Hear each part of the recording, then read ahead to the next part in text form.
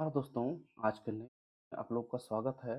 और आज हम लोग एक झारखंड सरकार के नए बजट के बारे में देखेंगे। और ये जो है झारखंड के स्नातक स्तरीय परीक्षा नियमावली से संबंधित है। और आगे इसमें क्या-क्या लिखा हुआ हम लोग देखते हैं। देखिए यहाँ झारखंड बजट के बारे में लिखा हुआ है और इसकी वैलिडिटी हम लोग इस क्यूआर कोड को स्कैन करके देख सकते हैं।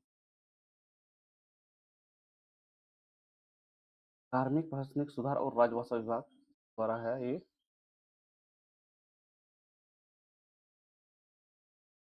हाँ, आप पढ़ सकते हैं।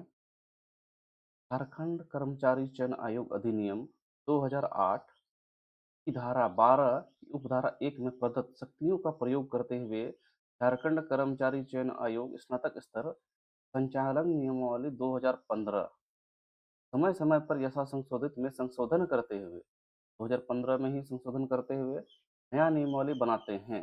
क्या क्या है, संक्षिप्त नाम आपका दिया हुआ है। यह नियमावली झारखंड कर्मचारी चयन आयोग परीक्षा स्नातक स्तर संचालन संशोधन नियमावली 2025 कहलाएगी। इसका विस्तार संपूर्ण झारखंड राज्य में होगा। यह नियमावली झारखंड गजट में प्रकाशन की से प्रवृत्त होगी, यानी कि उस तिथि से ये लागू होगी।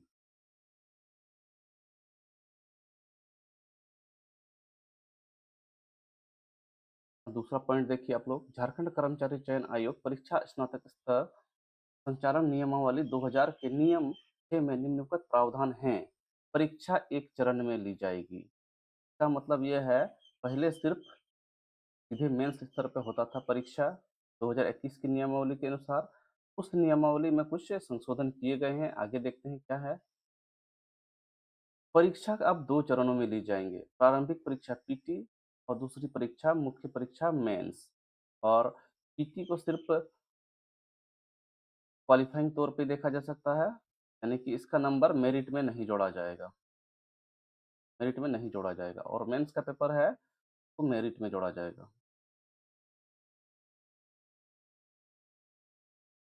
परंतु किसी परीक्षा में 50,000 से कम आवेदन रहने पर सामान्यतः प्रारंभिक परीक्षा नहीं ली जाएगी। 50,000 से कम आवेदन होने पर प्रारंभिक परीक्षा नहीं ली जाएगी। उक्त अधिकतम सीमा से अधिक अभ्यर्थी रहने की स्थिति में विभिन्न परिस्थितियों के आधार पर सीधे मुख्य परीक्षा आयोजित करने के संबंध में आयोग निर्णय ले सकेगा।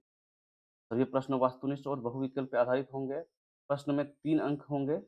प्रश्न में 3 अंक होंगे। 1 अंक के लिए सही उत्तर के लिए 3 अंक प्रदान किए जाएंगे और गलत उत्तर के लिए 1 अंक की कटौती की जाएगी, लेकिन नेगेटिव आपके 1 अंक होंगे।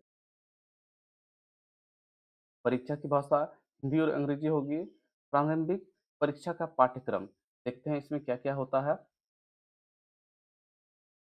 बहुविकल्पीय उत्तर आधारित प्रश्न, ये हो जाएगा। मल्टीपल चॉइस क्वेश्चन हो जाएंगे ऑब्जेक्टिव टाइप के। परीक्षा की अवधि 2 घंटों की होगी। कितनी होगी? 2 घंटों की। सामान्य अध्ययन 30 प्रश्न। झारखंड से संबंधित सही प्रश्न 60 दिए गए हैं। ये झारखंड के लिए एक मील का पत्थर साबित होगा। क्या सामान्य गणित 10 अंक, सामान्य विज्ञान 10 प्रश्न, मानसिक क्षमता 10 प्रश्न, कुल मिला के 120 प्रश्न में 60 प्रश्न जो हैं वो आपके झारखंड के होंगे, जो कि बहुत ही अच्छी 50% झारखंड से रखे गए हैं। और इसमें झारखंड से ज़्यादा से ज़्यादा स्टूडेंट आएंगे। और